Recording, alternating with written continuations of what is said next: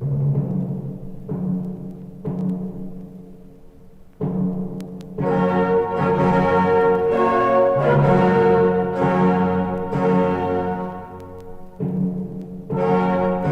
Monsieur Blanc-Carasac. Bonjour Diane, heureux de vous revoir. Jean Bonjour, aussi. Il manque Eric qui est retenu en province. Bon, eh bien, Alors, Voilà. On attaque. Nous commençons nos questions par les élections présidentielles. Pouvez-vous revenir sur la cabale que subit actuellement François Fillon? Selon vous, à qui profite cet acharnement médiatique?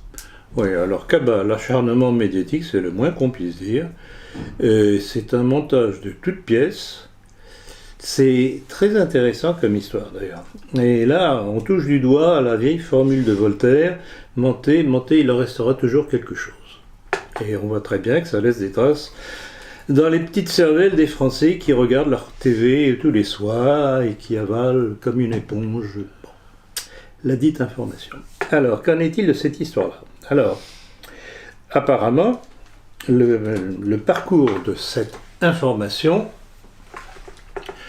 part d'un certain Thomas Cazenave, pas Cazeneuve comme l'autre, Cazenave, qui a été directeur de campagne, directeur de cabinet, pardon, d'Emmanuel Macron, quand il était au ministère des Finances,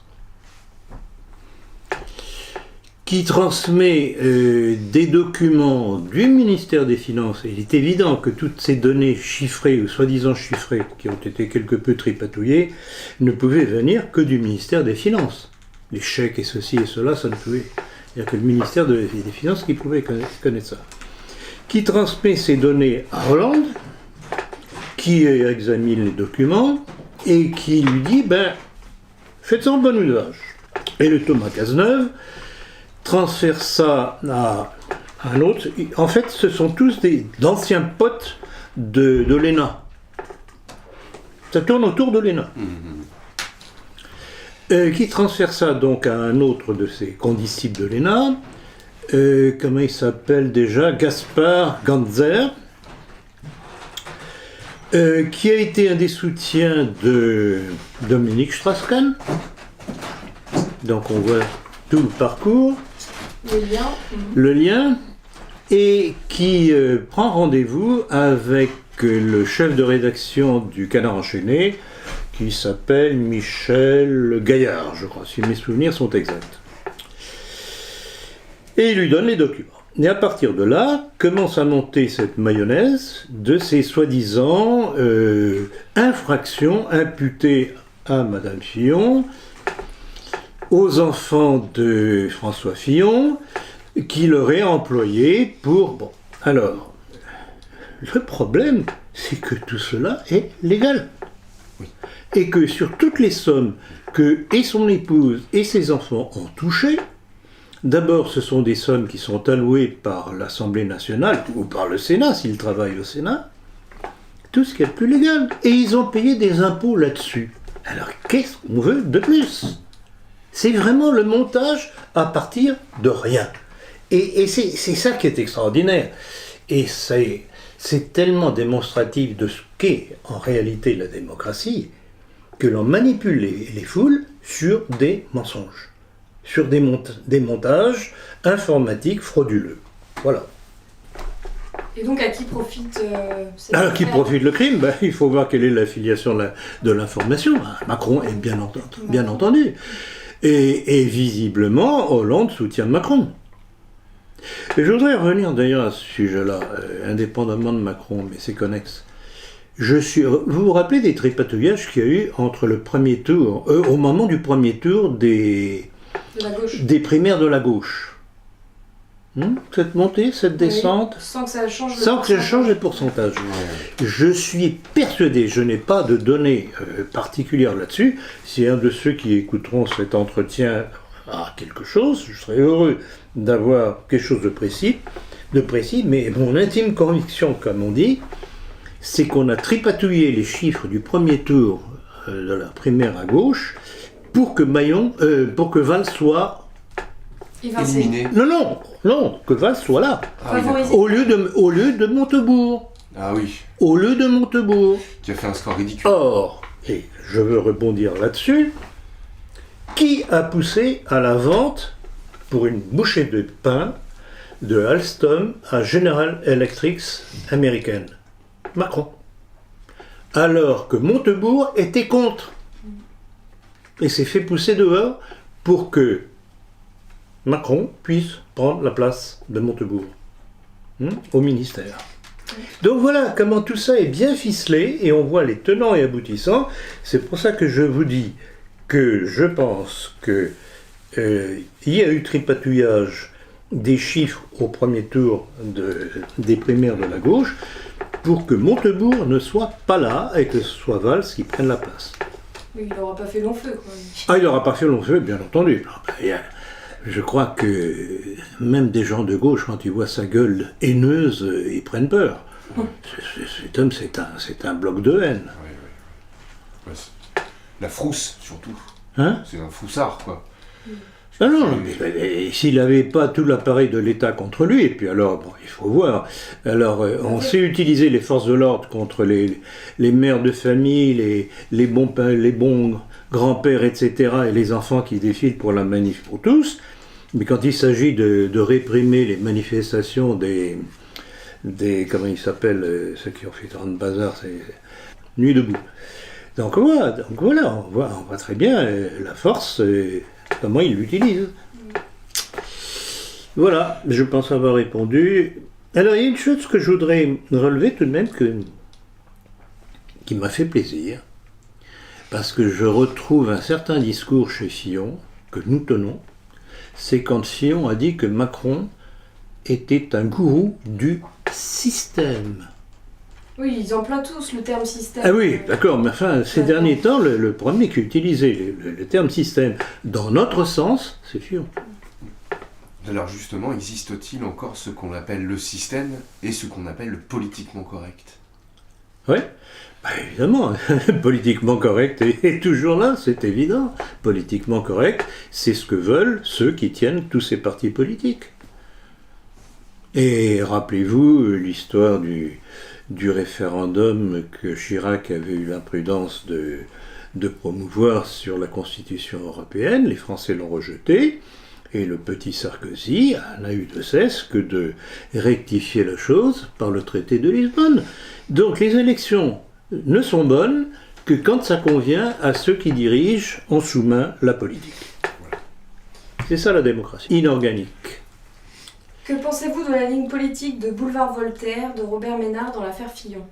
Eh bien, je le trouve absolument détestable. J'ai relevé plusieurs trucs. Alors, de temps en temps, il y a eu des articles qui étaient corrects, mais d'autres, et notamment un d'une certaine Marie Delarue, si mes souvenirs sont exacts, mais ignoble contre Madame Fillon.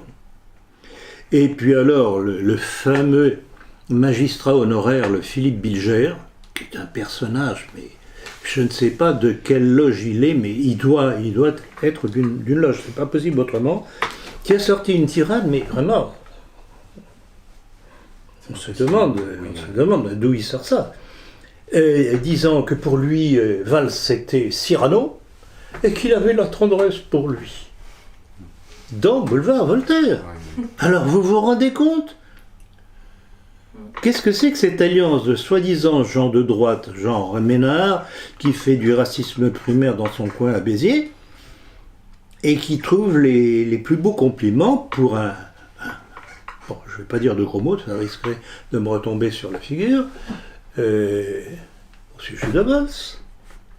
C'est Racine qui ressort peut-être, parce que Ménard était médecin sans frontières, non? Comment ? Robert Ménard, il vient pas de Reporters sans frontières, pardon. Ah, tout à fait. Il a commencé à l'extrême gauche. Et à mon avis, il en reste des traces. Il doit y avoir de vieux copinages que l'on ne connaît pas. Mais là, je mets en garde contre Robert Ménard et le boulevard Voltaire. Alors en plus de ça, c'est un bulletin qui tourne en autre boudin maintenant. Alors il vous parle de tous les trucs, les matchs de football, les petits trucs. C'est du... Primaire. Voilà. C'est n'importe quoi. Du fait divers. Il fait fait divers, des chiens écrasés, des trucs comme ça. Mais alors là, je vous dis, le truc, cet article de cette Marie Delarue, je ne sais pas qui c'est, si c'est son prénom ou pas, Mais c'était particulièrement ignoble. Alors, que dire de Macron et de ceux qui le soutiennent, les Cohn-Bendit, Julien Drey, Attali, Alain Minck, Claude Bébard, BBA. voilà, Xavier Niel, Marc Simoncini, Simoncini. Patrick De Drahi. mythique, si mes souvenirs sont exacts, de la mythique. société Mythique, hein, les lieux de rencontre, tatati, tatater.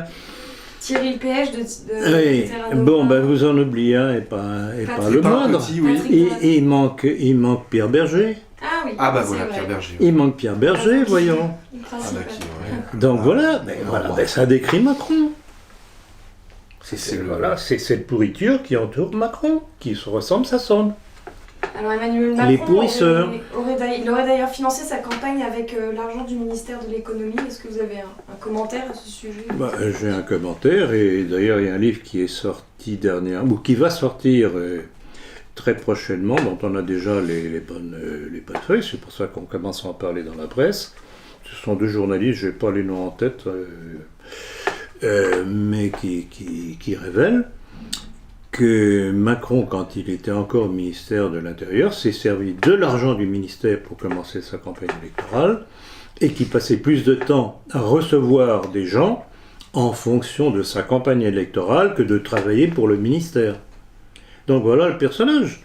Et puis ne pas oublier quand même que non seulement il vient de la banque Rothschild, mais qu'il était associé à la banque Rothschild. Alors pour être associé à la banque Rothschild, il faut tout de même avoir quelques petits sous. D'où vient l'argent?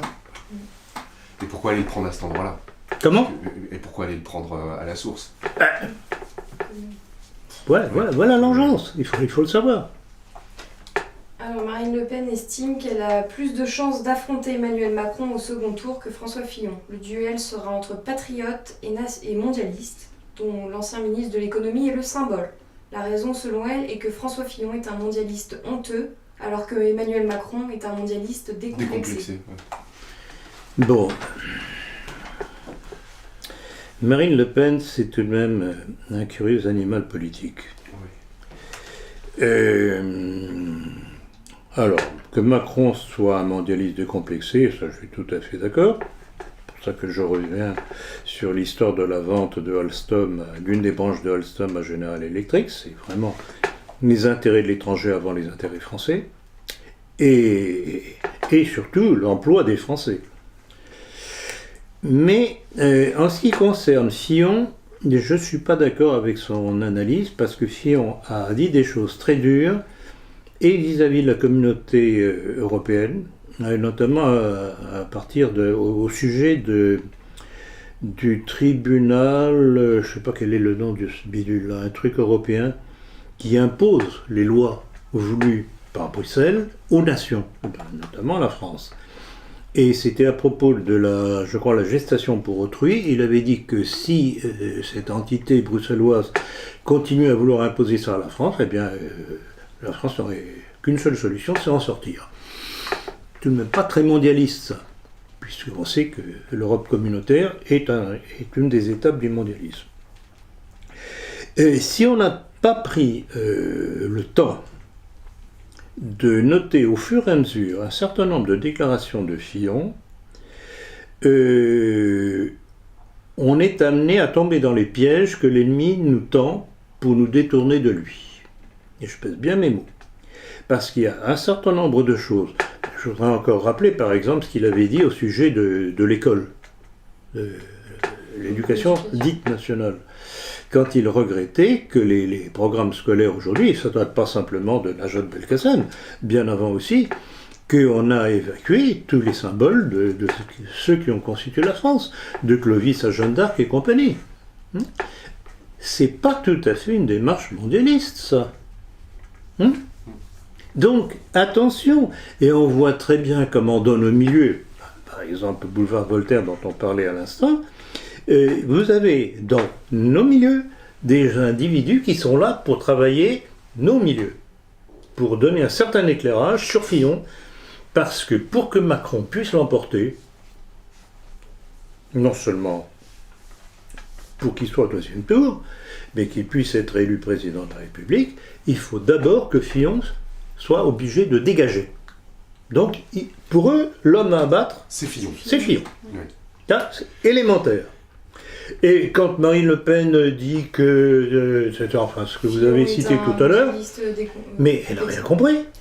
Elle n'a rien compris. Face à Macron, elle n'a aucune chance. Ah oui, ça c'est sûr. Elle n'a aucune chance. Ah. Ce sera l'union sacrée Ah oui. des Républicains Ah bah oui. autour de Macron contre elle. Et elle n'a rien compris. Et pour sauver la démocratie. Pour Et sauver bien entendu, pour sauver la démocratie. La démocratie, entre guillemets. Donc, que pensez-vous de l'évolution des déclarations de Marine Le Pen, notamment sur la peine de mort ou encore la communauté européenne? Eh bien, apparemment, elle édulcore.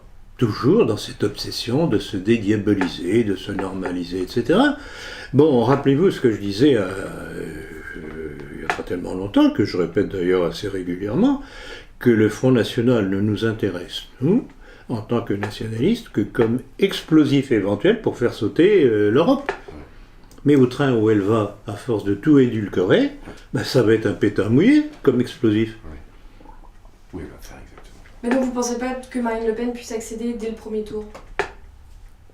Je pense qu'elle sera au deuxième tour. Je pense qu'elle sera au deuxième tour. Si elle est contre Fillon, Fillon je ne pense pas qu'elle l'emportera. Je pense que Fillon l'emportera tout de même, mais ce n'est pas sûr parce que Fillon a tout de même, et c'est tout de même ça qui est extraordinaire. Comment se fait-il que Fillon, qui sort du sérail, ait accumulé autant de haine de gens du sérail contre lui? C'est qu'ils ne le reconnaissent plus. Et c'est à ça qu'il faut faire attention. Ils ne le reconnaissent plus. Alors, je ne sais pas, moi de toute façon, je ne pense pas que Marine Le Pen puisse l'emporter. D'abord parce qu'elle va décourager un certain nombre d'appuis qu'elle avait jusqu'à présent, et à commencer par nous. Parce que je vous garantis que, premier ou deuxième tour, je n'ai pas encore décidé pour qui je voterai et ferai voter. Ah oui, il va y avoir. Il faut qu'elle arrête ce petit jeu, un coup d'un côté, un coup de l'autre, etc. Non. Ça, je le dis très calmement, très courtoisement. Il faudra qu'elle choisisse ses alliés. Alors, je viens de voir encore dernièrement une déclaration de son gourou, un de ses gourous, Gilbert Collard. Franc-maçon. Maçon, de la Grande Loge de France. Faisant allusion à des gens au Front National qui lui plaisent pas, des nationalistes qui en ont encore, parce qu'il y en a encore, et qu'il entend bien faire le ménage. Alors c'est quoi le Front National? C'est un parti juif? Un parti franc-maçon? Un parti homosexuel? Oui, peut-être c'est les quoi? trois en même temps. C'est quoi? Peut-être les trois en même temps. Oui. Il faudra clarifier ça, sinon il n'y aura pas de vote de notre côté pour Marine Le Pen. Ça, c'est certain. Et une mise en garde. Et concernant ses propos sur les franco-israéliens, elle a déclaré récemment qu'Israël n'est pas un pays européen et qu'elle croit d'ailleurs qu'Israël... Ça revient, on retombe toujours dans ce même schéma qu'on constate avec Trump, des déclarations contradictoires. Oui. Alors, où est-elle? Comme à propos de Trump, on se dit, mais Trump, c'est qui? Marine Le Pen, c'est qui? Quand est-ce qu'elle dit vrai? Quand est-ce qu'elle pense ce qu'elle dit? Trump a réaffirmé dans son discours inaugural du 20 janvier qu'il existe un droit pour toutes les nations de placer leurs propres intérêts avant toute chose. On n'a pas besoin de Trump pour en être convaincu, hein, franchement. Et là encore, on va voir. On va voir, parce que bon, ces belles déclarations comme quoi il se retire de la politique d'omniprésence américaine à travers le monde, on va voir. Je ne sais pas si vous allez me poser la question tout à l'heure, mais enfin, comme c'est tout de même un sujet connexe, j'ai tout de même relevé les déclarations de son délégué à l'ONU, je crois que c'est à l'ONU, disant qu'il fallait que la Russie se retire de Crimée. Si c'est ça qu'il veut dire, oui. Se retire, que tout pays a le droit d'être indépendant et de faire ce qu'il veut. Eh bien, je rappellerai tout de même un petit détail de l'histoire, c'est que la Crimée a toujours été russe. S'il n'y avait pas eu ce curieux personnage de Khrouchtchev, oui. jamais ça n'aurait été rattaché à l'Ukraine. Alors, Marine Le Pen dit « Je ne dis pas qu'il faille pour chaque pays quitter la zone euro, mais c'est un choix souverain pour chaque nation. Je n'ai jamais considéré qu'il faudrait pour tous les pays d'Europe les solutions que je prône pour la France. La candidate frontiste laisse ainsi entendre que l'euro pourrait survivre à un éventuel Frexit. Elle est régulièrement appelée à une dissolution concentrée de la zone euro. » Ça rejoint ce dont je vais parler tout à l'heure, c'est qu'on ne sait pas finalement quelle est sa politique. Un coup elle est contre l'Europe, et etc. Et ceux qui en est et l'autre côté, et maintenant elle semble revenir en arrière sur toutes ses positions, y compris la peine de mort. Et alors, où est-elle ? Alors concernant l'immigration, elle a fait l'assertion suivante: ce ne sont pas les Allemands qui veulent l'accueil des migrants, c'est le grand patronat allemand. Ce ne sont pas les Français qui veulent supprimer les frontières, c'est le grand patronat français. Alors, c'est vrai en partie, mais curieusement là encore, pourquoi est-ce qu'elle limite ça uniquement au patronat, soit allemand, soit français ? C'est le mondialisme. C'est le mondialisme, c'est la politique mondialiste. Et rappelez-vous toutes les citations de rabbins que j'ai données dernièrement dans mes conférences, se réjouissant que, en fait, grâce à eux, grâce à la politique souterraine qu'ils mènent par nos hommes politiques interposés, l'Europe est envahie par cette immigration islamique et que ça va détruire l'Europe et que donc la venue du Messie est proche. Mais vous pensez bien que même si elle le sait, elle ne peut pas se permettre de dire ça. Et pourquoi pas ? Et pourquoi pas ? À cause du politiquement correct. Mais non, ah oui, politiquement correct. Mais alors justement, quelle est son utilité ? Oui. Elle n'est pas obligée de développer comme je viens de le faire, ou comme je l'ai fait dans mes dernières conférences, mais elle peut dire que c'est la politique du mondialisme, puisqu'elle attaque en principe, elle aussi, le mondialisme. Oui, mais après, il n'y a pas que les patrons. Là, elle n'a qu'un discours de gauche. Alors pour l'italien Matteo Salvini de la Lega du Nord, des peuples entiers sont remplacés sans scrupule par une immigration qui n'a rien à voir avec la solidarité. Tout à fait d'accord. C'est évident, c'est une évidence, justement. Et là aussi, rappelez-vous certaines de mes conférences à propos de l'immigration, etc. Si on veut réellement aider ces populations, c'est chez eux, pas chez nous. Parce qu'on en fait des déracinés qui ne servent à rien. Exactement. Et qui pèsent un poids considérable sur les finances du pays. C'est simplement tout ça, les aider chez eux. Cela supposerait avoir des pouvoirs locaux honnêtes et pas pourris comme ceux qui sont chez nous. Puisque l'argent qui transite de France, et pas simplement de France, mais de France dans les pays, vers les pays africains, il y a un retour pour les hommes politiques. Si bien on leur donne une somme, et les hommes politiques de ces pays africains rétrocèdent une certaine somme. On le sait, c'est de connaissances communes. Bolloré et compagnie. Bolloré et compagnie, Valls qui reçoit de l'argent, mais il n'est pas le seul. C'est un vieux truc qui date déjà de Gaulle. Oui. Pour l'allemand Markus Pretzel de l'AfD, Israël est une image de notre avenir. Dans la façon de gérer les relations avec l'islam. Ça revient à ce que je disais tout à l'heure à propos de Marine Le Pen. C'est la petite carte de visite pour pouvoir être accepté dans le club. Oui, mais aussi c'est relativement vrai ce qu'il dit dans le sens où ils vont importer leur conflit israélo-palestinien chez nous. Mais vous savez très bien ce que j'ai reproché à Éric Zemmour, justement de pousser à la guerre civile. Mais c'est pas eux qui vont faire la guerre, hein. Ce qu'ils veulent, c'est pousser les milieux catholiques français et européens dans les bras d'Israël pour qu'on fasse la guerre à leur place, qu'ils ne soient pas obligés de la faire. Pour Benoît Hamon, j'abrogerai immédiatement la loi travail, je rétablirai une hiérarchie des normes. A promis l'ex-ministre de l'Éducation nationale, c'est plutôt une bonne chose, plutôt on pourrait dire, bon, mais alors, il va casser le travail. Oui, d'abord, il faudrait savoir ce qu'il entend par là. Ce sont des promesses électorales. Et je dirais, comme à propos de Valls, qui dit à peu près la même chose, dans d'autres termes, mais ils ont été au pouvoir. Qu'est-ce qu'ils ont fait ? Ils ont promulgué 49.3. Ils n'ont rien fait. Et maintenant, ils viennent promettre.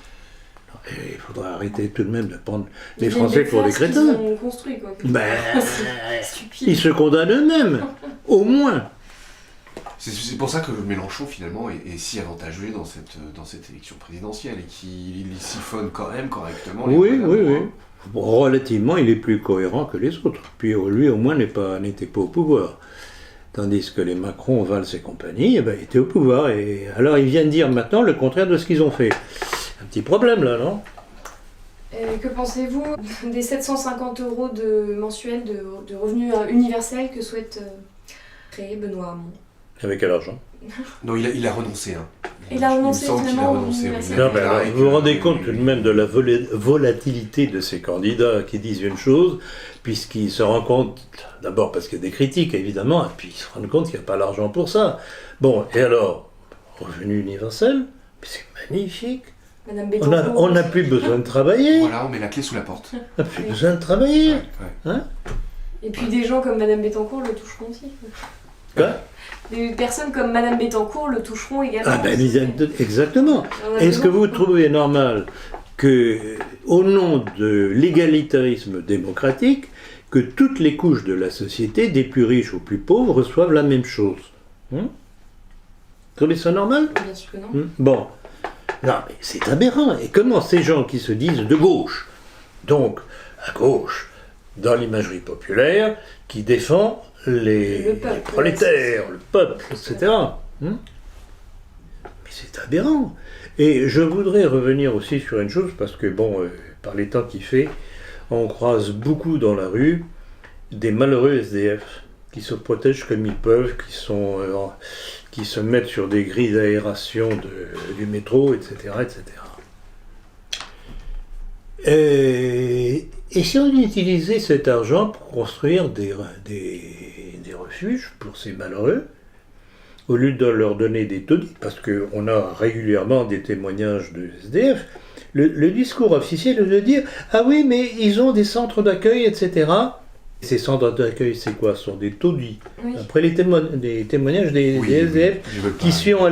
qui ne veulent plus y retourner parce que c'est sale. Et en plus de ça, très souvent, ils se font détrousser à l'intérieur. Ouais, c'est dangereux. Ouais. Mais par contre, quand on voit à la télé les logements neufs Pour les migrants. fabriqués pour les migrants, eh bien, si on en faisait autant pour les SDF, à mon avis, ils se précipiteraient. Mais voilà, c'est ça. Ceux qui nous gouvernent sont pour l'étranger contre nos nationaux. C'est bel et bien un remplacement. C'est un remplacement. Alors, Hamon, en fait, est pour la légalisation du cannabis. Pour tuer tous les trafics, selon lui. Tandis que Valls s'y oppose. Qu'en pensez-vous?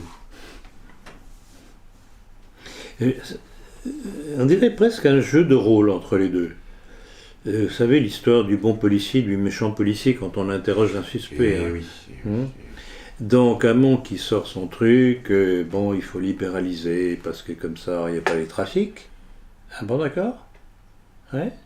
Mais alors là on passera au trafic de l'héroïne et de la coca, Ah, c'est la suite. cocaïne. Et quand Valls dit ah non je suis contre ça, mais il se présente comme un chevalier blanc. Voilà. Oui, tout à fait. Ouais. Il faut vraiment prendre les Français pour des crétins, ce qui n'est pas totalement faux, hélas. Par contre, les deux socialistes s'accordaient pour, notamment pour la PMA. Donc pour la procréation médicalement assistée. Donc si je comprends bien, ils sont pour. Oui, tous les Bah deux. évidemment, Oui, bah, ils s'accordent sur, évidemment, cette autorisation. bah, évidemment. Donc marchandiser le corps des femmes. Tout les à fait, mais associations. c'est toujours cette mentalité au nom Du progrès. du progrès, d'une certaine idéale de l'homme, qu'il faut le laisser libre, etc. etc. Mais ce qui est sous-jacent, comme vous dites, c'est qu'on marchandise le corps de la femme, et puis le but final, en fait, c'est détruire tous les tabous. Sous prétexte de détruire tous les tabous, c'est détruire la société, toutes les bases sur lesquelles la société repose. Mais ça passe par ce truc-là, ça passe, qui n'est qu'une conséquence. C'est la conséquence de la théorie du genre, etc., etc., etc. C'est l'anti-nature, l'anti-ordre naturel. Alors certes, la liberté de certains, mais pas d'autres, parce que les femmes qui, elles, sont obligées de... En plus de...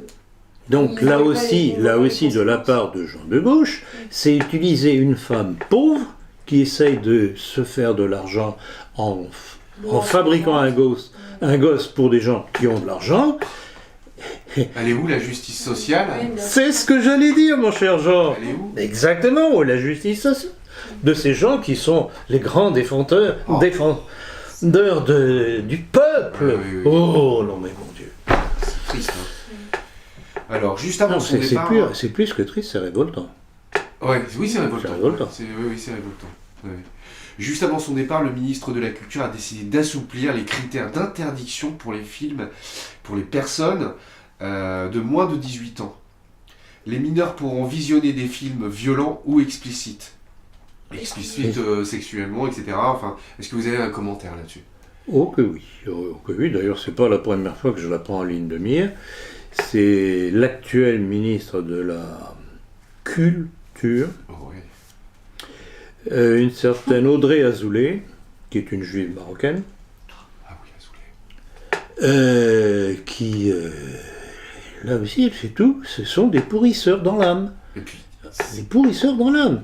Et voulez-vous me dire quel est l'intérêt, au point de vue sociétal, de rendre visualisable pour des jeunes de moins de 18 ans des films explicitement pornographiques avec scènes de pénétration authentique, hein? C'est pas du faire semblant. ouais, ouais. Vous imaginez les dégâts que ça fait dans les cervelles de jeunes sur les ados enfants, ouais, bien sûr, bien sûr.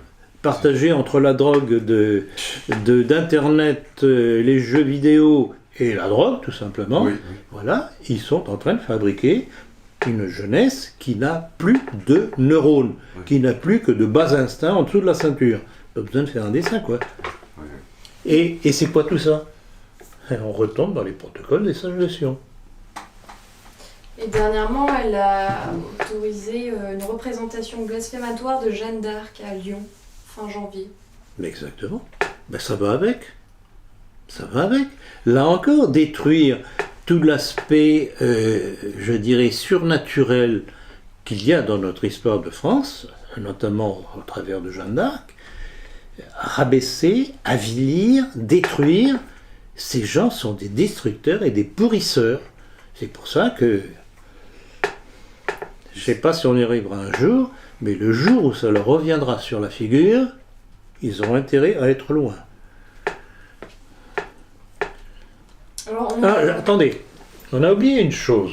J'ai eu des petits échos, je crois que vous m'avez confirmé d'ailleurs tout à l'heure, que Marine Le Pen avait été invitée à la Grande Loge féminine de France. Vous le confirmez? Je le confirme. Ouais. encore un élément. Encore un élément d'appréciation sur Marine Le Pen. Et Macron sort de la GODF. Exactement. Or, Mais quel oui. est un des principaux éléments du Rassemblement Bleu Marine? Gilbert Collard, qui est de la Grande Loge nationale de France. C'est pour ça que je disais, est-ce qu'on va être obligé de finalement considérer le Front National comme un parti juif, franc-maçon et homosexuel? Ils sont obligés de porter allégeance. Alors, est-ce que tout ça c'est du cinéma pour se faire élire, mais est-ce qu'on peut se faire élire sur des mensonges?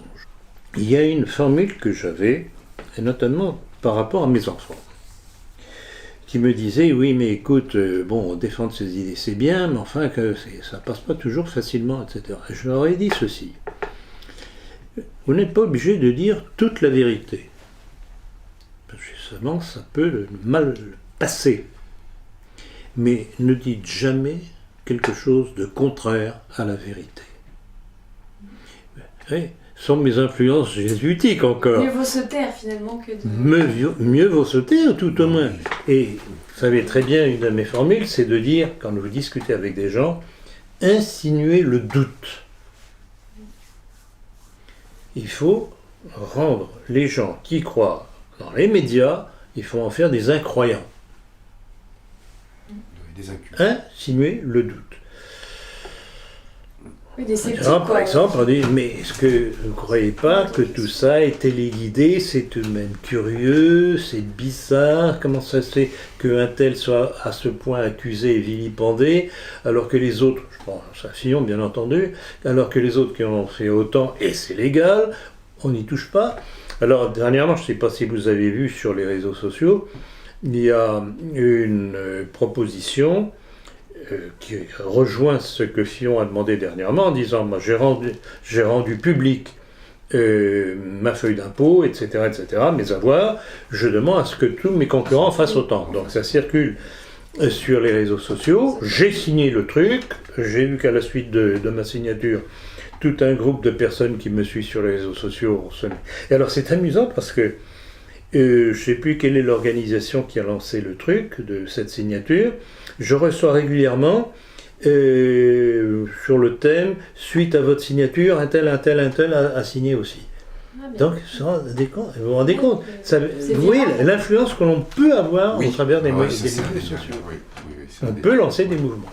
C'est le pire. Alors, on n'en a pas parlé, mais est-ce que vous pensez tout simplement que les élections présidentielles auront lieu on a le droit de se demander ça suite, par exemple, aux derniers attentats, tentatives du moins, ou le Louvre, Diane, Montpellier. qu'est-ce que j'ai dit il y a déjà un certain temps que je m'attendais au moment des présidentielles à un gros attentat ou quelque chose pour essayer de bloquer. Oui.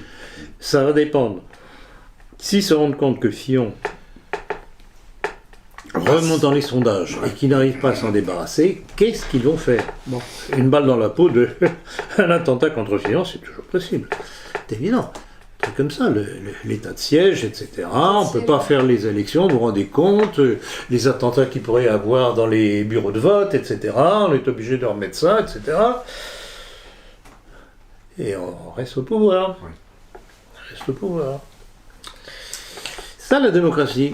Et vous vous rappelez la formule de Maurras quand il disait « La République gouverne mal mais se défend bien », on s'en rend compte. C'était une formule assez juste. Selon Marine Le Pen, lors d'une conférence de presse, lors de sa réunion de Koblenz, nation, maîtrise des frontières, patriotisme, identité, c'est au nom de ce pacte des idées que M. Trump a été investi. Qu'en pensez-vous? Eh bien, je voudrais justement savoir ce que j'en pense. Parce que quand je vois les déclarations contradictoires de Trump, je me dis, mais finalement, qui est Trump? Oui. Il y a de tout. Il est contre le establishment américain, contre les banques, etc. Et qui nomme-t-il comme proches collaborateurs des gens qui sortent de la Goldman Sachs? Ah oui. Ça colle pas. On nous dit, ah oui, mais il est contre Israël et ceci. Donc, pas d'accord, parce qu'il déclare aussi que... Oui, qu'il y a des colonies apparemment à maintenir. Il est justement pour les colonies, et je viens de voir une chose tout dernièrement en plus, c'est que Obama, dernièrement, a fait une enveloppe pour les Palestiniens, pour les aider à survivre. Bon, c'est toujours le... Il essaie d'équilibrer pour ne pas avoir l'air d'être trop pro-israélien. Eh bien, Trump a dit qu'il couperait ça. Alors, qui est Trump? Alors, il fait des déclarations, ou il a fait des déclarations, pour être élu. Mais j'ai l'impression qu'il va y avoir des cocus. Mais là, dernièrement il s'est pris des foudres de l'Anti-Defamation League, parce que dans son discours, il n'a pas parlé de l'Holocauste. Alors, ben voilà, ça fait partie des choses que l'on remarque avec lui, c'est que, où est-il? Qui est Trump? Un coup il est pro-israélien, un coup il est anti-israélien, un coup il est pro-juif, un coup il est anti-juif. Il se fait taper par moments par certains juifs, il se fait féliciter à d'autres par d'autres juifs. C'est du n'importe quoi. Et donc Marine Le Pen, pour vous, c'est la même... Marine Le Pen, ça tient la même chose. Marine Le Pen, ça tient la même chose. Il n'y a pas de véritable ligne directrice. Et c'était déjà un petit peu beaucoup le défaut de son père, c'est que ces gens ne raisonnent pas en fonction d'une idéologie qu'ils veulent défendre, mais en fonction de ce qu'ils pensent que telle phrase va leur apporter des électeurs supplémentaires et les rapprocher du pouvoir. Viktor Orban se félicite que les pays européens aient la permission des USA de se diriger eux-mêmes. Je pense qu'il l'a dit sur un ton ironique. Ouais. Et incontestablement, Orban est un homme qui est intéressant, au point de vue ligne politique, et absolument intéressant. Il défend des intérêts de son pays, se rapproche de plus en plus de la Russie. Sa politique vis-à-vis des migrants a été quelque peu remarquée à Bruxelles et ça n'a pas plu. Bon, on pourrait le naturaliser français. Alors les médias du Kremlin, Russia Today et Sputnik News mettent de plus en plus en lumière le combat féroce que se livrent Trump et Soros. Je cite un exemple de Sputnik. Monsieur Soros a financé ou a entretenu d'étroites relations avec au moins 56 partenaires de la Marche des femmes.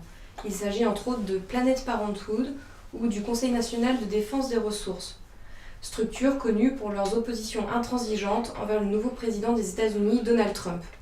Ou encore de MoveOn.org, organisation farouchement pro-Clinton, et le National Action Network, salué par l'ex-locataire de la Maison Blanche, Barack Obama.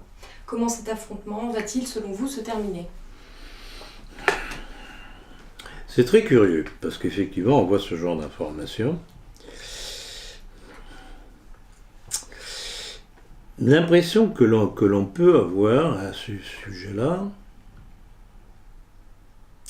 c'est qu'il y a probablement aux États-Unis l'affrontement de deux clans juifs. Oui. Un clan juif autour de Soros, pas besoin de vous faire un petit dessin, qui est un juif d'origine hongroise, et un clan juif qui semble bien présent autour de Trump. C'est très curieux. Moi, pour l'instant, je me contente d'observer. Rappelez-vous la question que vous m'aviez posée au début de la montée en puissance de Trump. Et vous me disiez, qu'est-ce que vous en pensez ? Je lui dis, Trump, moi, c'est pas, je le sens pas, j'aime pas cet individu, mais par contre, ce qui est intéressant, c'est la réaction que démontre sa montée en puissance. C'est ça qui est intéressant. Bon, mais je me répète, que j'ai dit tout à l'heure, à mon avis, il va y avoir des cocus. Et vous pensez que, en fait, Vladimir Poutine en ferait partie de ces caucus ? Vladimir Poutine, si réellement, comme certains l'en accusent, a poussé Trump en révélant certaines choses via Wikileaks contre Dame Clinton, oui, pour une fois, j'ai l'impression que ce n'est pas la toute première fois. Il a déjà été eu dans l'affaire La Libye. Vous vous rappelez l'affaire de la Libye ? Comment il s'est fait prendre de court par les Américains et Sarkozy et Bernard-Henri Lévy, qui ont poussé de toute leur force à l'intervention très très rapide en Libye, et Poutine a été mis devant le fait accompli. Et à mon avis, d'ailleurs, ça explique beaucoup de choses par la suite, il n'a pas pardonné. Et quand Poutine, on lui fait une crasse, il vaut mieux prendre un parapluie après. Donc je ne sais pas comment tout ça va tourner, mais alors on parle maintenant aussi, enfin c'est le petit Macron et ses partisans qui commencent à pleurnicher, peut-être parce qu'ils se rendent compte que leurs bases sont absolument très faibles, que cela repose sur du vent, qui commencent à dire ah oui mais Poutine serait en train d'essayer de déstabiliser Macron, etc. Ou alors il voudrait, soi-disant, assister Marine Le Pen pour les élections. Oui, alors de deux choses l'une. Ou Macron s'effondre très rapidement, très prochainement, parce qu'il n'y a rien. C'est une bulle, il n'y a rien. Qu'il évite soigneusement de donner son programme. Même Le Monde l'a remarqué dernièrement, je crois que c'est hier dans le numéro du Monde. Ou bien, avec toute l'aide médiatique, on continue à créer le personnage Macron.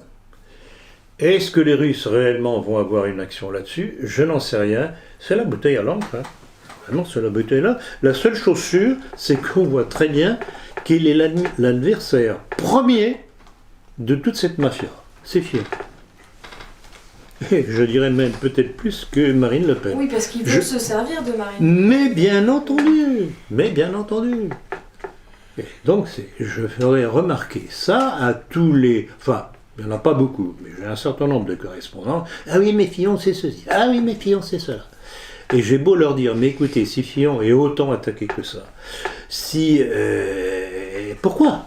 Ah bah oui, Pourquoi ça, c'est une Pourquoi preuve. C'est la meilleure démonstration, ce que je Ah oui. disais tout à l'heure, que le système dont il est issu ne le reconnaît plus comme un des leurs. C'est élémentaire, mon cher Watson. Absolument, absolument. Vous ne pensez pas que ça va se retourner contre eux, parce que une telle haine déversée, les gens qui avaient un... Oui, mais il faut sympathie pour compter Fillon, avec l'imbécilité des gens quand je parle, et pas simplement le français moyen qui est assis tous les soirs devant sa télé, midi et soir d'ailleurs, au repas de midi aussi. Il y a dans le milieu des gens. J'ai remballé sèchement une de mes correspondantes qui chante mes louanges, etc., parce qu'elle ne comprenait pas. Et Monsieur Ploucard, vous ne comprenez pas. Mais Monsieur Fillon, c'est ceci. Monsieur Fillon, c'est cela. Bilderberg, alors qu'est-ce qu'on nous a pas? Qu'est-ce que je n'ai pas entendu au sujet de Fillon, Bilderberg? Ben oui, et alors? C'est un homme politique. Que font les Bilderberg? Ils essayent d'attirer des gens. C'est pas parce qu'on est invité à une réunion des Bilderberg qu'on en fait partie. C'est un petit peu le lieu commun avec Robert Ménard. Mais exactement. Ouais. Donc, je dis, attention, réfléchissez un petit peu à tout ce montage. Pourquoi est-ce que Fillon et les siens sont tellement attaqués? C'est qu'ils dérangent. Ah bon? Et pourquoi dérange-t-il? C'est la question qu'il faut se poser. Que devient le nouvel ordre mondial? Il va très bien, merci. Ah, il va très bien. Il va très bien. Bon, alors, oui et non quand même, parce que grâce à Poutine, notamment en Syrie, le nouvel ordre mondial, qu'on peut appeler l'ordre américano-sioniste, Oui. messianique, a pris tout de même un bon coup dans l'aile. Mais il continue, c'est pas terminé. C'est pas terminé. Quand on voit que, encore une nomination curieuse de la part de Trump, le général Mattis, celui que les Américains appellent de Mad Dog, le chien fou, qui envoie renfort sur renfort sur renfort dans les pays baltiques, avec des armes lourdes, c'est pas un signe d'amitié vis-à-vis des Russes, que je sache. Ça, c'est sûr. Donc voilà, le mondialisme est toujours en marche, avec le petit Trump. Les mondialistes vont-ils s'adapter et contre-attaquer? Ne font-ils que lâcher du lest en attendant de se reprendre? Du lest. Où voyez-vous qu'il lâche du lest? Hein? Bah, du lest, Trump, quelque part, c'est un petit peu du lest. Quelque part. Dans sa recherche de souveraineté, on va dire. C'est reculer pour mieux sauter. Ça, c'est même pas ça, je crains malheureusement que ce soit le double visage. Ouais. Que véritablement, Hillary Clinton aurait été lâchée par le système. Non, pas dans ce sens-là, mais que, comme toujours, le système trouve un pseudo-opposant qui va pouvoir poursuivre la même politique. C'est dans ce sens-là que je le dis. L'UE et l'OTAN sont inquiets d'un manque de direction américaine. J'en suis pas convaincu. Pour les raisons, on en a déjà parlé d'ailleurs. Bah, le changement de cap de Trump ne met-il pas à jour l'état de servitude consenti et pervers des élites? Ça c'est évident, ça c'est évident. Mais quand je vois, et je reviens à ce que j'ai dit tout à l'heure, puisque tout de même tout ça est un petit peu mélangé, Oui. c'est que quand on voit que le représentant de Trump aux Nations Unies reproche à la Russie, alors dit que la Russie devrait se retirer de Crimée, que son général Mattis envoie des armes de plus en plus lourdes et en quantité avec des troupes dans les pays baltes et en Pologne, il y a un petit problème là, j'ai l'impression. Bah, non c'est pas cohérent. du C'est tout. pas cohérent. Non. Non, on a l'impression qu'ils avancent derrière un rideau de fumée. Et alors, concernant l'évolution du Brexit, May propose de sortir même du marché commun. Farage se multiplie aux USA et en Europe. Bon, alors, Farage, oui, bon, d'accord, mais je vois pas très bien la liaison entre les deux trucs. Bon, Farage est pas européiste du tout, c'est évident. Moi, ce que je constate dans cette histoire du Brexit, c'est que on nous a sereiné sur tous les tons que ça va être la fin de l'économie anglaise. Alors, C'est le contraire. que pas du tout. C'est le contraire. Alors la livre a plongé, elle a plongé parce que certains ont voulu la faire plonger justement pour faire peur, mais finalement, que la livre sterling se dévalue, c'est tout bénéfice pour l'industrie anglaise, qui peut vendre beaucoup plus facilement. Alors on dit, ah oui, mais alors comme la livre est moins chère, on doit acheter certaines denrées beaucoup plus chères. Bon, c'est un équilibre. C'est un équilibre. Et je regrette beaucoup, les finances anglaises sont très bien, meilleures que les nôtres. Quelle est la différence? C'est qu'eux sortent de l'Europe et nous, on y est toujours. Ils n'ont jamais été vraiment dans l'Europe. Ils n'ont jamais été réellement dans l'Europe, ils en ont pris ce qui leur convenait. Ils ne sont pas fous, eux. Les Anglais ne sont pas des idéologues, sont des pragmatiques. Je crois que vous l'aviez dit tout à l'heure, mais la première mesure de Trump sur le retrait du TPP, là, c'est la fin du financement des ONG pro-avortement, mesure radicale pour l'emploi. Alors là aussi, c'est un élément qui m'interpelle, comment dire, au sujet de Trump. Il y a des choses, incontestablement, des décisions qu'il prend ou des déclarations qu'il fait, qui semblent tout à fait dans ce que nous défendons. Mais là encore, quel est le véritable Trump? Est-ce que ce qu'il dit, est-ce que ça va être fait? Je répète, je suis obligé de me répéter. Attendons de voir quels vont être les actes. En tout cas, le premier acte, il a quand même annulé les financements des pros. Apparemment, oui. Apparemment, oui. C'est déjà une bonne chose. Mais là aussi, il y a tout de même un problème d'équilibre chez cet homme. La décision qu'il a prise de verrouiller les frontières aux immigrés. Or, parmi ces immigrés, il y a des gens qui travaillent aux États-Unis. Ils sont dans les universités américaines. Et dans ce genre de décision, ce qui me dérange toujours, c'est la globalité. On ne examine pas catégorie par catégorie. Qu'il faille réduire l'accès dans un pays à une vague de migrants, tout à fait d'accord.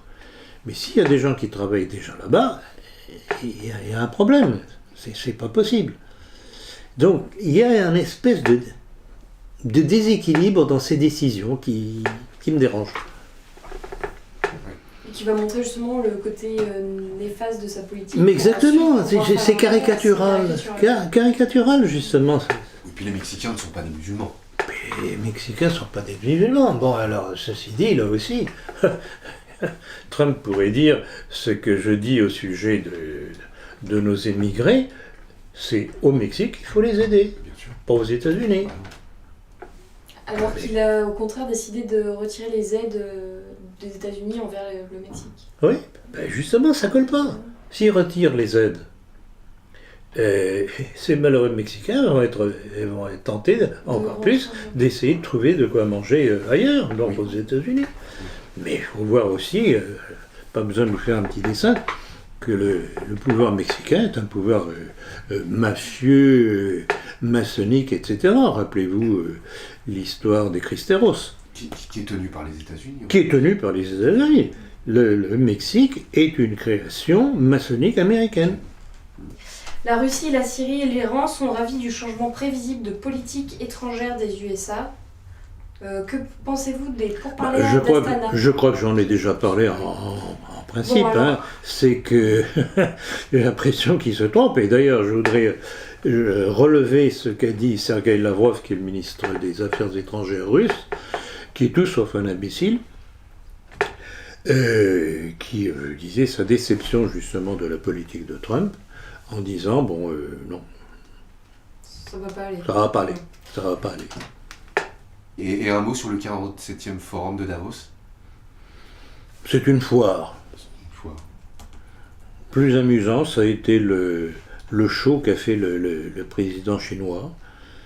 C'est absolument ce communisme chinois qui devient la puissance capitaliste la plus importante au monde, c'est assez amusant.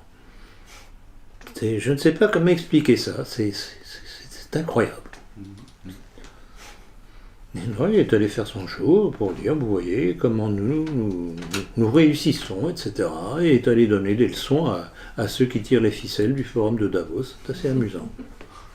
Mais Il est allé à Davos, qu'on ne vienne pas nous dire qu'il est Bilderberg ou ceci ou cela. Voilà, mais c'est ça, mais qu'on regarde les choses, les faits. Ouais. Il faut regarder les faits. Point. Surtout que la communauté juive en Chine est persécutée. Hein. Il y en a 0. Oui, et Restessi, un petit... Et justement, alors bravo Diane, parce que là je viens, je ne sais pas si probablement vous avez dû voir la même information que moi, décision du président chinois justement de réduire de plus en plus la communauté juive en Chine pour lui faire oublier jusqu'à ses racines. Oui, tout à fait. Ils ont supprimé la dernière synagogue, donc comme ça... On va dire chinois. Ah oui, c'est ça. Ça rend ces gens sympathiques. Hein. Alors, continuons sur la religion. Oui, sur la religion. Une enquête sur l'élection du pape François a été demandée par des journalistes traditionnalistes. Selon eux, un changement de... The Remnant, c'est une revue traditionnaliste américaine. Alors que, donc selon eux, un changement de régime du Vatican a été conçu par l'administration Obama. Alors, c'est très possible, et alors, je ne sais pas si vous vous souvenez de mon éditorial qui s'appelait « Ils l'ont eu ». C'était à l'époque où Benoît XVI, où on apprend que, je crois que c'était en janvier 2013. On apprend que brusquement, la Banque d'Italie décide de ne plus honorer les chèques, enfin les transactions avec la Banque Vatican. Information qui tombe comme ça. Donc, plus de contact, Banque Vatican étouffée, étranglée. Et qu'apprend-on quelque temps après que Benoît XVI donne sa démission. Alors donc on voit très bien le poids de la finance au travers de la Banque d'Italie, et cette affaire qui sort de ces traditionnalistes américains accusant l'administration Obama d'y être pour quelque chose, eh bien ça colle parfaitement avec ce que j'avais exposé à l'époque. Oui. Et alors quelles seraient les conséquences si, par exemple, une enquête était... Alors, il y a une chose qui se passe incontestablement au Vatican, c'est qu'il y a un certain nombre de cardinaux qui commencent à se dire « Mais qu'est-ce que c'est que ce personnage de François ?» Et apparemment, il y aurait en train une opération de destitution. Et donc Benoît XVI pourrait revenir. Ah non, ça je ne pense pas, non, puisque ça je crois qu'il est trop âgé. Non, non. Mais rappelez-vous, pour moi, Benoît XVI, c'était le meilleur pape possible à l'époque. Et il a tout de même, rappelé que la messe tridentine, la messe traditionnaliste, n'avait jamais été interdite, alors que tous les milieux progressistes, modernistes, etc., nous disaient, voilà, messe traditionnelle, c'est terminé, c'est interdit, etc. Ça n'a jamais été interdit. Sur l'histoire de l'homosexualité, alors toute une bande non seulement de gens douteux, mais y compris dans nos milieux, sont basés sur le livre d'une juive américaine, une certaine Engel, qui disait que Benoît XVI était homosexuel, que son secrétaire c'était son petit mignon, etc. Mais quelle preuve là encore? Or, et je l'avais révélé à l'époque dans la politique, c'est Benoît XVI qui a donné des ordres pour que dans les séminaires, avant de laisser monter plus loin des candidats à la prêtrise, on examine leur comportement, pour voir s'ils n'avaient pas des tendances homosexuelles. C'est Benoît XVI. Oui. Donc il y a un petit problème là quand même. Calomnier, il en restera toujours quelque chose. On retombe dans l'affaire Fillon, dans tous ces trucs-là. Passe donc à la partie nos milieux. Une question surtout sur Delesclin, qui ne cesse de vous attaquer sur Twitter et plus particulièrement ces derniers jours. Y voyez-vous une raison? Oh que oui. Oh que oui. Ben C'est vos déclarations de la dernière fois, sur vos vidéos, vous l'avez remis quand même. Ben, bien entendu, il sait très bien que je ne le lâcherai jamais, tant qu'il se comportera comme il se comporte. Alors...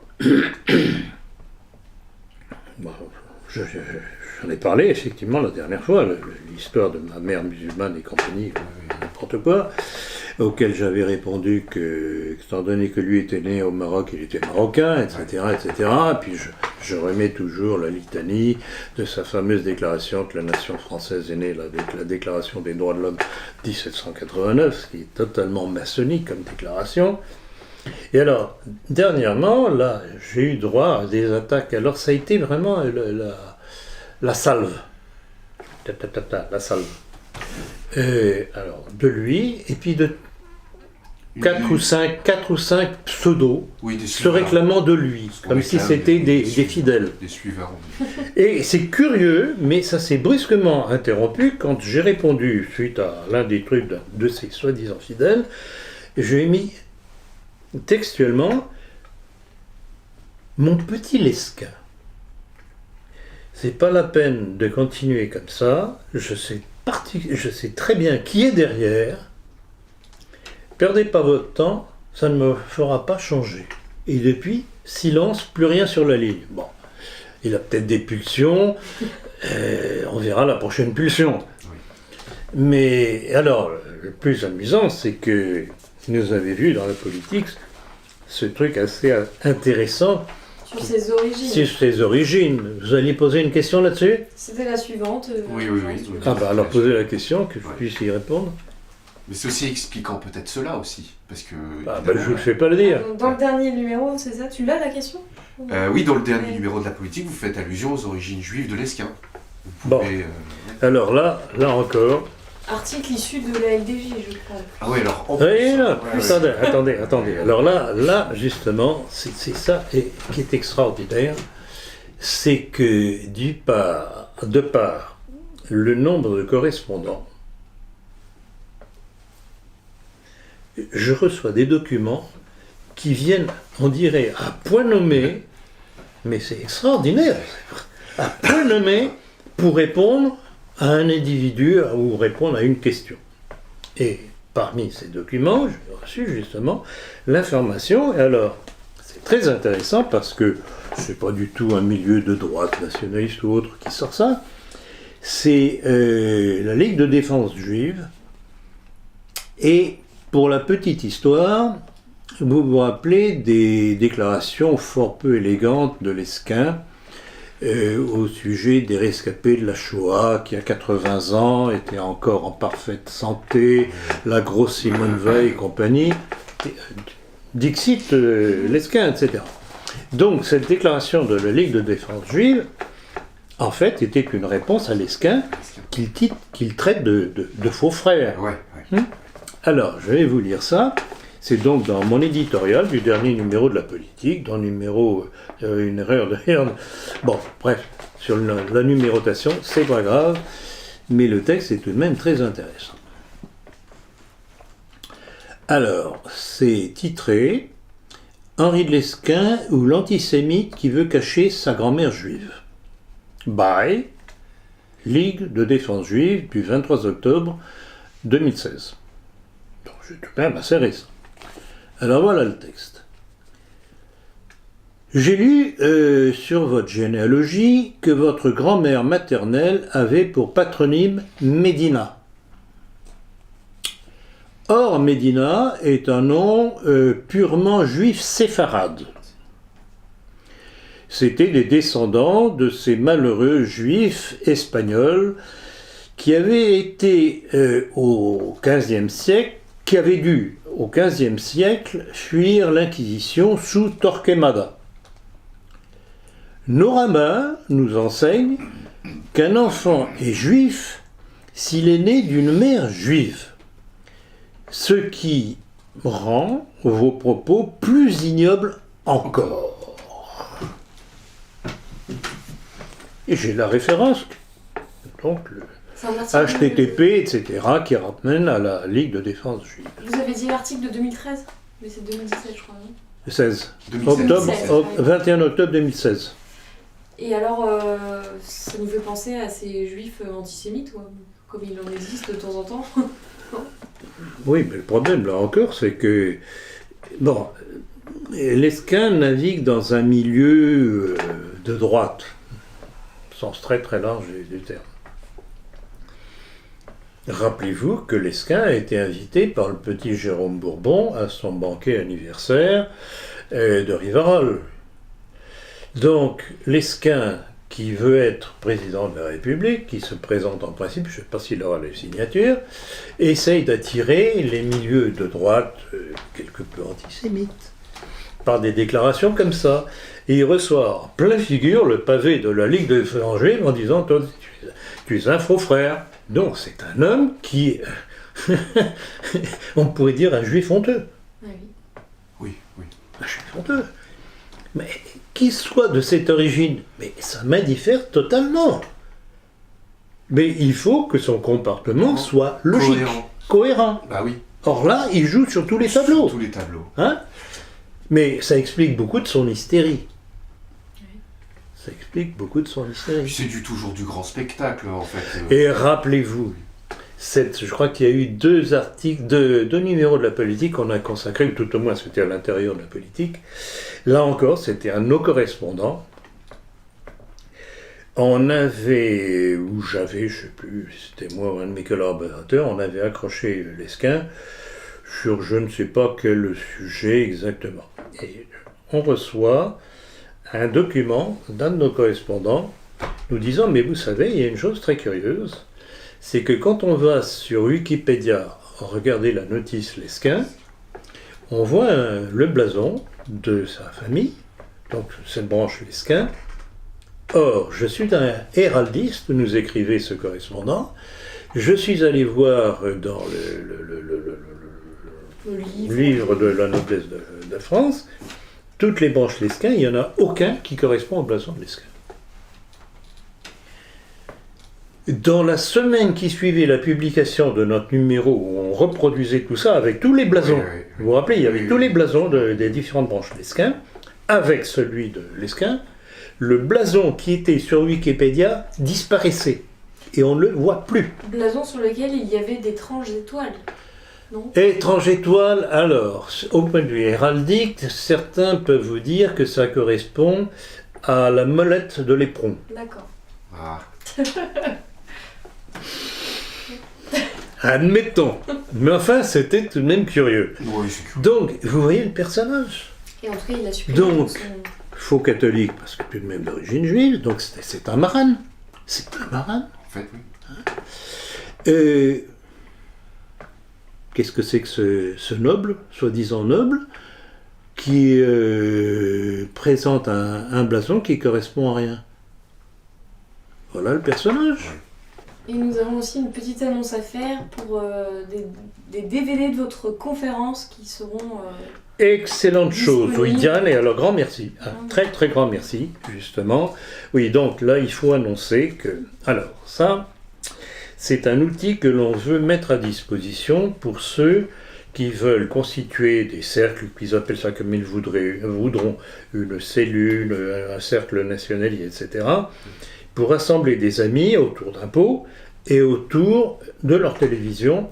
Et justement, par le biais d'un DVD, ils pourront beaucoup plus facilement que par un simple ordinateur portable ou pas, projeter pour un groupe de 4, 5, 10 personnes, etc., telle ou telle de mes conférences. Oui, oui, oui. Donc, ce sera un outil de travail.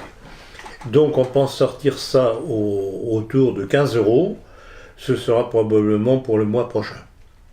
Donc, dès que ce sera prêt, ce sera annoncé dans la politique, ce sera annoncé sur les réseaux sociaux, et ce sera annoncé dans nos activités sur le site et lors de notre prochain entretien. Mais merci à vous Diane, puisque vous allez être la cheville ouvrière de cela. Je vous en prie. Eh bien, nous avons fini notre entretien. Merci, Monsieur Poincaré. Mais merci à vous. Merci à vous, parce que je ne pourrais pas grand-chose si je n'avais pas vraiment des collaborateurs dévoués comme vous. Et comme tous ces collaborateurs que je ne connais pas nécessairement, qui me transmettent des documents, mais on dirait qu'à chaque fois que j'ai besoin d'une arme, elle me tombe dans les mains, venue du ciel, je ne sais pas, elle me tombe entre les mains. Parce que vous avouerez que ce truc, la défense de la Ligue juive, c'est quand Ça même- va faire mal. Ah oui. Ça va faire mal. Merci, monsieur Bouquet. Merci. Un grand merci à vous tous.